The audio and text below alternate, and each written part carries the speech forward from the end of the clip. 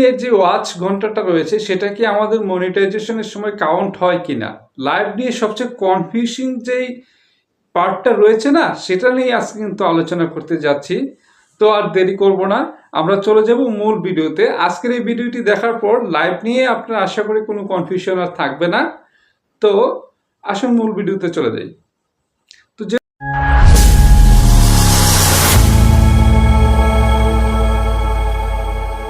এরকমটি বলছিলাম যে নতুন হোক পুরাতন হোক সবার মনে কিন্তু একটা প্রশ্ন ঘুরপাক খায় যে লাইভ করে যে ওয়াচ টাইমটা আমরা নিব সেটা কি আমাদের মনিটাইজেশনে প্রবলেম করবে কি না।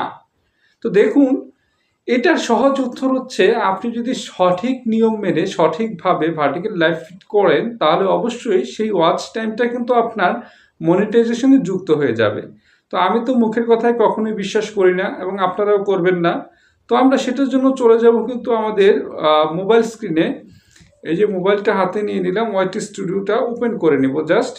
তো ওয়াইটি স্টুডিওতে আমরা যখন যাব সেখান থেকে গেলে কিন্তু আমাদের সব কিছু একদম পানির মতো ক্লিয়ার হয়ে যাবে যে আসলে আমরা যেই এটা করছিলাম। এই যে আমি মোবাইল স্ক্রিন থেকে চলে আসলাম আমাদের ওয়াইটি স্টুডিওতে। আমাদের চ্যানেলটি লগ ইন করা আছে, 200 জন সম্মানিত সাবস্ক্রাইবার আমাকে ভালোবাসা দিয়েছেন, আপনাদেরকে অসংখ্য ধন্যবাদ।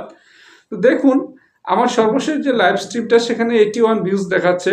তো সেই লাইভ স্ট্রিমটাতে কিন্তু আমরা চলে যাচ্ছি অ্যানালিটিক্সে। এখানে দেখুন 81টা ভিউ থেকে কিন্তু 1.8 অর্থাৎ প্রায় 2 ঘন্টা ওয়াচ টাইম কিন্তু কাভার হয়েছে। মার্ক করে দেখিয়ে দেই যে 81টা ভিউজ থেকে প্রায় 2 ঘন্টা ওয়াচ টাইম কাভার হয়েছে। এটার ডিটেলস স্ট্যাটিস্টিক্সটা আপনি এখান থেকেও দেখতে পারেন এবং গুগল ক্রোম ব্রাউজার থেকেও দেখতে পারেন। তো আপনারা জানেন যে ওয়াইটি স্টুডিওতে আপনার যেটা দেখায় আমরা সেখানে এতটা ডিটেলস থাকে না, কিন্তু ডেস্কটপ ভার্সনে ডিটেলস থাকে। তাহলে আমরা হচ্ছে কি এখান থেকে দেখে নিলাম যে আমাদের যে কোন কোন সোর্স থেকে আসছে। অর্থাৎ দেখতেই পাচ্ছেন যখন লাইভটা করছি ভার্টিক্যাল ফিডসও ছিল, তারপর সাজেস্টেড ভিডিও থেকেও আসছে। অর্থাৎ আপনার লাইভের আগে বা পরে দুই অবস্থাতেই আসছে। এখন দেখুন লাইভকালীন ভার্টিক্যাল ফিড লাইভে আমার কিন্তু 0.8 অর্থাৎ 1 ঘন্টার কিছু কম সময় কাভার হয়েছে। তারপর ব্রাউজ ফিচার এবং নোটিফিকেশন থেকেও কিন্তু আমার ওয়াচ টাইম কাভার হয়েছে, অর্থাৎ ওগুলো হচ্ছে ইনস্ট্রিমের পরে।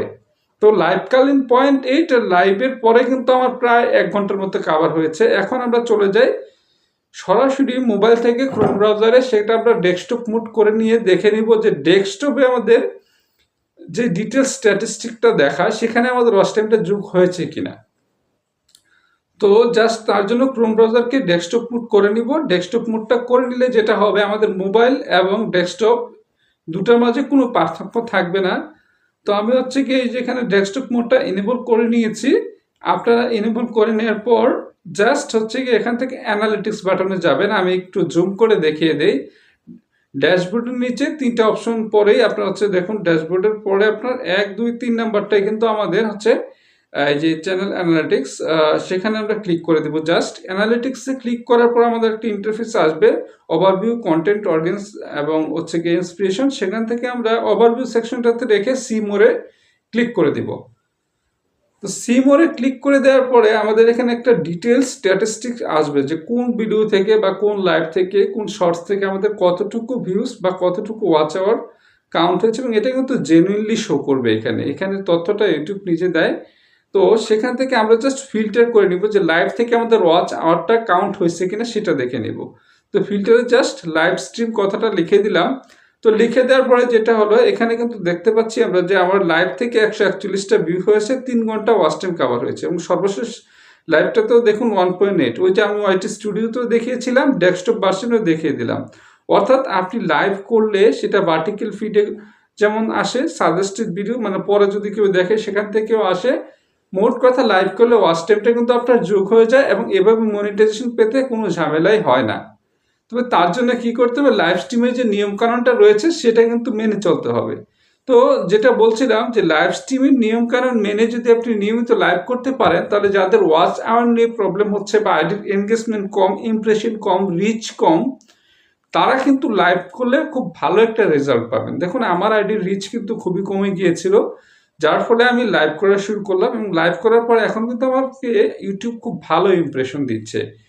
তো আপনারা দেরি করছেন কেন সেটা আমার মাথায় আসছে না। আপনারা হচ্ছে গিয়ে প্রপারলি লাইভ করা শুরু করুন। অবশ্যই আপনার চ্যানেল ক্যাটাগরি অনুযায়ী লাইভটা বিভিন্ন রকম হবে, তবে আমি একটা পরামর্শ দিব, লাইভটা করবেন বস্তুনিষ্ঠ, আপনার চ্যানেল ক্যাটাগরি বা নিচ নিয়ে কিছু কথাবার্তা থাকবে, যাতে পরবর্তীতে আপনার লাইভটা মানুষ পার্টিকেল ফিড থেকে যখন চলে আসবে, মানে ভিডিও আকারে পাবলিশ হওয়ার পরেও যাতে মানুষজন দেখে, ওখান থেকেও কিন্তু ওয়াচ টাইমটা আসবে।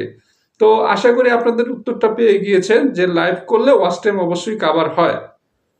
তো আমার ভিডিওটা যদি ভালো লাগে তাহলে অবশ্যই আপনারা একটা সাবস্ক্রাইব করে দিবেন এবং লাইক কমেন্ট শেয়ার করতে ভুলবেন না। দেখা হচ্ছে নতুন কোনো একটি ভিডিওতে।